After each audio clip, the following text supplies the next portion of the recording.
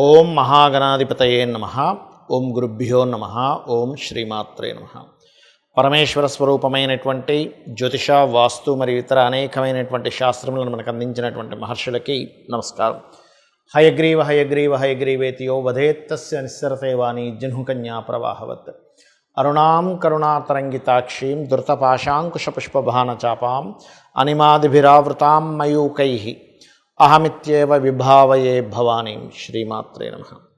ప్రేక్షకులకి ఆ లలితాంబిక అమ్మవారి యొక్క అనుగ్రహం పరిపూర్ణంగా కలగాలని మనస్ఫూర్తిగా కోరుకుంటూ మనం ఈరోజు చెప్పుకోబోయేటువంటి టాపిక్ ఏమిటి అంటే, అసలు ధన సంబంధించిన సమస్య ఎందుకు వస్తుంది, బ్యాంక్ బ్యాలెన్స్ ఎందుకు ఉండదు, నిలువధనం ఎందుకు ఉండదు, 4 రూపాయల జేబులో ఎప్పుడు ఉండకపోవడానికి కారణం ఏంటి, డబ్బులకి ఎందుకు ఇబ్బంది పడుతూ ఉంటాం, ఒక్కొక్క లగ్నం నుంచి, లగ్నం తెలియని వారి రాశి నుంచి నేను చెప్పేటువంటిది పాటించినట్లయితే ఖచ్చితంగా బాగుంటుంది. అదేవిధంగా మరి date of birth, time of birth కూడా లేని వారు చేసుకోవాల్సినటువంటి ముఖ్యమైనటువంటి పరిహారాలు ఏమిటి, మంత్రం ఏమిటి అనేటువంటిది స్పష్టంగా చెప్తాను. ఇవి పాటించినట్లయితే ఖచ్చితంగా ఇవి పాటించిన రోజు నుంచి స్లోగా రోజులు నెలలు గడుస్తున్నా కొద్దీ 100% మీకు ధనాభివృద్ధి కలుగుతుంది. ఇది గుర్తుపెట్టుకోండి. అదేవిధంగా వాస్తుపరంగా కూడా తీసుకోవాల్సిన జాగ్రత్తలు కూడా చెప్తాను. ముందుగా మేష లగ్నము, లగ్నం తెలియని వారు రాసి చూసుకోండి. మీకు ఫైనాన్షియల్గా బాగా ఇబ్బంది ఉంది అంటే ఇక్కడ రకరకాల కారణాలు ఉంటాయి. అదేమిటి, మొట్టమొదటిగా లిక్విడ్ క్యాష్ అనుకుందాం. లిక్విడ్ క్యాష్ కారకుడు ఎవరు మీకు అంటే శుక్రుడు. అంటే మీ శుక్రుడు ఎక్కడో పాడై ఉంటాడు. మీకు ధన సంబంధించిన ఇబ్బంది వస్తుందంటే ప్రత్యేకంగా పాపగ్రహాలతో కలవడము, ముఖ్యంగా కేతువుతో కలిస్తే శుక్రుడు ధన సంబంధించిన ఇబ్బంది ఎప్పుడూ కలుగుతూ ఉంటుంది, గుర్తుపెట్టుకోండి. అయితే ఈ శుక్రగ్రహము బాగుండాలి, ఫైనాన్షియల్గా బాగుండాలంటే మీరు గణపతి, లక్ష్మీ గణపతి ఆరాధన చేస్తూ ఉండాలి, గుర్తుపెట్టుకోండి. మరి ఇంకా మిగతా అంశాలు ఏమిటి, ఇక్కడ మేషలగ్నం వారికి 3, 6 అధిపతి బుధుడవుతాడు. అంటే ఒక్కొక్కసారి లక్ష్మీ స్థానం మనకి ఎలా దెబ్బతింటుందంటే, ఎవరికో అప్పు ఇవ్వడం, మేషం వారికి పర్టికులర్గా అక్కడేదో 5 రూపాయల వడ్డీ వస్తుందనో, 4 రూపాయల వడ్డీ వస్తుందనో, ఏదో మొత్తం మీద ఇక్కడ నుంచి రూపాయికో 2కో తీసుకొచ్చి ఇక్కడ 3కో 4కో ఇస్తూ ఉంటారు. కొంతమంది సర్క్యులేట్ చేస్తూ ఉంటారు. వీడేమో హ్యాండ్ ఇస్తాడు, వీడేమో వదిలిపెట్టాడు. అలాంటి ప్రమాదం మేషలగ్నం వారికి కొంచెం ఉంటుంది. కాబట్టి ఈ అప్పు జోలికి వెళ్ళకూడదు ఎప్పుడు కూడా. మేషం వారు అప్పులు ఇవ్వడం, తీసుకునే విషయాలు జోలికి వెళ్ళకూడదు. ఇంకో ఎంతో అవసరం ఉంది, home loan, that is different thing. అలాగే అనాలోచితంగా ఒక పని జరిగిందండి, అందుకే నాకు ఈ డబ్బుల విషయంలో ఇబ్బంది అవుతుంది అంటూ ఉంటారు. అటువంటి వారికి మరొక లక్ష్మీ స్థానమైన పంచమ స్థానం పాడై ఉంటుంది. అంటే మీకు రవి పాడై ఉంటాడు, గుర్తుపెట్టుకోండి. అంటే మీ యొక్క జాతక చక్రంలో సూర్య భగవానుడు పాడయ్యాడు, నీచబడ్డాడు, లేకపోతే ఏదైంది. అప్పుడు ఏమవుతుంది, గవర్నమెంట్ రిలేటెడ్, తండ్రికి సంబంధించిన విషయంలో, పిల్లలకు సంబంధించిన విషయంలో ఒక రాంగ్ డెసిషన్ తీసుకొని డబ్బును కోల్పోతారు. ఇది బాగా గుర్తుపెట్టుకోండి. అలాగే మరి బ్యాంక్ బ్యాలెన్స్ ఉండట్లేదండి, అనవసరంగా ఖర్చులు పెట్టేస్తున్నాను, ఇదిగో డబ్బులు వచ్చాయనగా శాలరీ 1,00,000 వస్తుంది శాలరీ, కానీ 1,10,000, 1,20,000 ఖర్చులు ఉంటున్నాయి.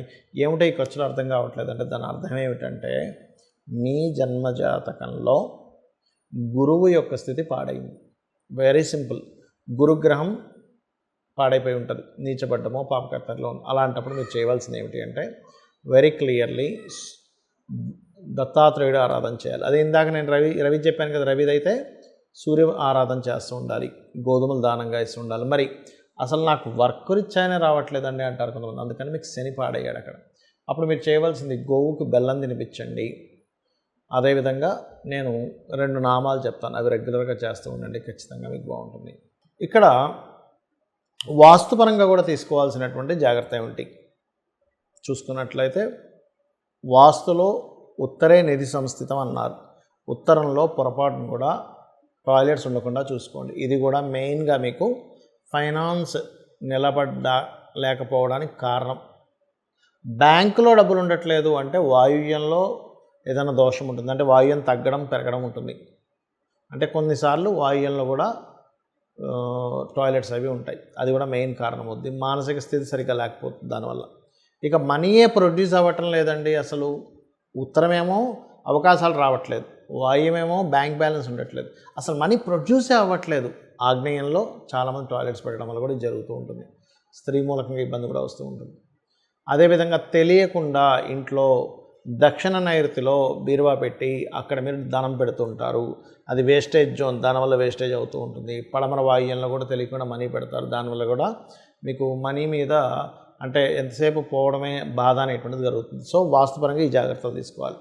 ఇక మరొక విషయం ఏంటంటే, ఇక్కడ నాకు జన్మజాతకం లేదు, ఏమీ లేదు, కానీ విపరీతమైనటువంటి ధన ఇబ్బంది పడుతున్నాను అనుకునేటువంటి వారు, ఒకటి ఓం ధనాధ్యక్ష ధర్మాధ్యక్ష ధనధాన్య వివర్ధనీయ నమః, ఒకటి ఓం సంపత్కరీ సమారూఢ సింధుర వ్రజసేవితాయే నమః, ఈ రెండు చేసుకోవచ్చు. అలా కాదు, ఫైనాన్స్ వల్లే నాకు గొడవలు ఎక్కువగా అవుతున్నాయి, ఆ గొడవలు తగ్గాలి, ఫైనాన్స్ రావాలి. కొంతమంది చూడండి, డబ్బులు ఎవరికో ఇచ్చారు, వాళ్ళ వల్లే బాగా గొడవలు అవుతూ ఉంటాయి. అలాంటప్పుడు 2 మంత్రాలు చేసుకోవాలి. అదేమిటి అంటే, ఓం నవవిద్రుమ బింబశ్రీ న్యక్కారి రతనచ్చదాయే నమః, గుర్తుపెట్టుకోండి. అదేవిధంగా ఓం అపర్ణాయ నమః చేసుకుంటే అప్పులు కూడా తగ్గుతాయి. అయితే మనకి చూడండి, కొన్ని మనకి వీడియోల్లో చెప్తూ ఉంటారు, చాగంటి వారు కానీ సామవేదం వారు కానీ మనకి వీడియోలో వస్తుంటాయి, లక్ష్మీ స్థానాలు ఇవి లక్ష్మీ స్థానాలు. అవేమిటి అసలు? ఆ లక్ష్మీ స్థానాలు అయితే వాటిని ఏం చేసుకోవాలో చెప్తాను నేను మీకు. ఫస్ట్ ఒకటి ఆవు వెనుక భాగము అంటూ ఉంటారు.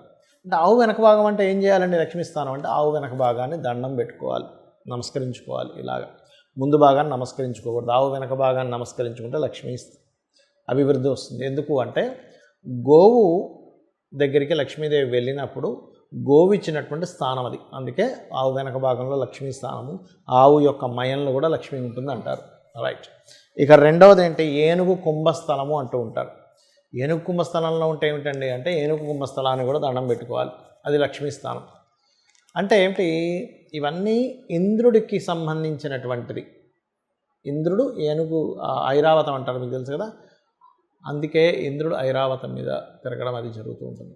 అదేవిధంగా మారేడు దళం, మరి మారేడు దళం అంటారు కదండి, లక్ష్మీ స్థానం అంటుంటారు కదా, మారేడు దళంలో ఉంటుంది అంటారు కదా. ఏం చేయాలి అంటే, మారేడు దళంతో ఈశ్వరుణ్ణి కనుక పూజించినట్లయితే లక్ష్మీ సిద్ధిస్తుంది. వెంటనే ఏమంటారంటే చాలామంది, ఏమండి మాకు తెలిసిన వాళ్ళు చాలామంది చేస్తున్నారు కానీ వాళ్ళు ఏం పెద్దగా కోటీశ్వరులు అవ్వలేదండి అని వెంటనే చెప్తూ ఉంటారు. కానీ ఇక్కడ ఏమిటంటే, లక్ష్మి అంటే కేవలం నోట్ల కట్టలు మాత్రమే కాదు అనే విషయాన్ని మనం అర్థం చేసుకోవాలి.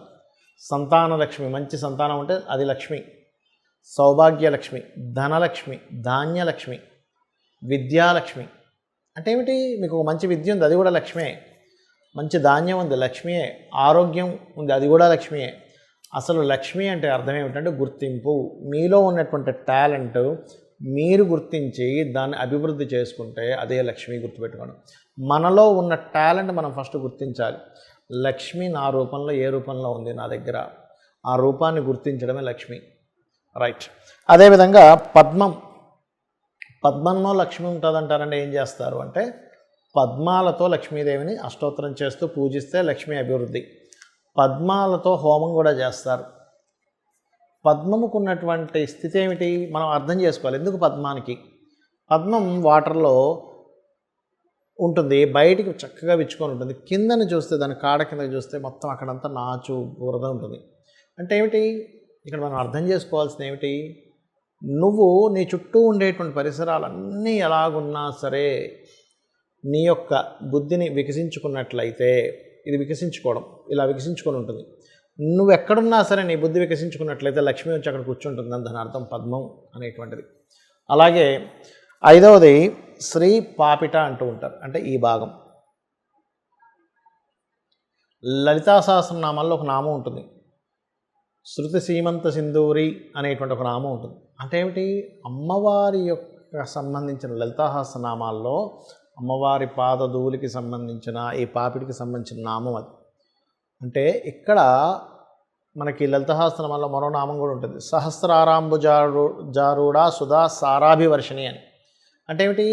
సహస్రారంలో కూర్చొని అమ్మవారు సుధాసార వర్షాన్ని కురిపిస్తుంది. అంటే ఇక్కడ ఉన్నటువంటి అమ్మవారు ఇక్కడ ఉందంటే దాని పాదాలు ఎక్కడ ఉంటాయి? ఇక్కడ ఉంటాయి. అందుకని అక్కడ మనం స్త్రీలు సింధూరం పెడుతూ ఉంటారు. సింధూరం ధరించడం ద్వారా లక్ష్మీ అభివృద్ధి అవుతుంది అంటూ ఉంటారు. ఏమిటండి దానికేమిటండి లక్ష్మీ అభివృద్ధి అవ్వడము అంటే? లక్ష్మి అంటే ఆరోగ్యం అని కూడా మనం చెప్పుకున్నాం. మనము మన చుట్టూ ఉన్న ఆరాతో లోపల ఉండేటువంటి నాడి ఏదైతే ఉంటుందో నాళ్ళు ఉంటాయి దాని ద్వారా కూడా లక్ష్మీ సంబంధం ఉంటుంది. ఎట్లాగా మనకి హెల్త్ బాగాలేదు, లక్ష్మీ పోయింది. ఆరోగ్యమే కదండి అన్నిటికంటే ముఖ్యం. ఎంత డబ్బున్నా హెల్త్ బాగాలేదు అనుకోండి ఏమంటారు, అమ్మో డబ్బులు లేకపోయినా పర్లేదు కానీ ఆరోగ్యం బాగుండాలని అంటాం. ఈ సుధాసార వర్షాన్ని ఎప్పుడైతే ఆవిడ కురిపిస్తుందో 72,000 నాళ్ళు తడుస్తున్నాయో మన ఆరోగ్యము మన సౌభాగ్యం అన్నీ కూడా ఆవిడ అనుగ్రహంతో నిండుతున్నాయన్నమాట. దానికి ఆవిడ కృతజ్ఞతగా ఇక్కడ పెడతాము.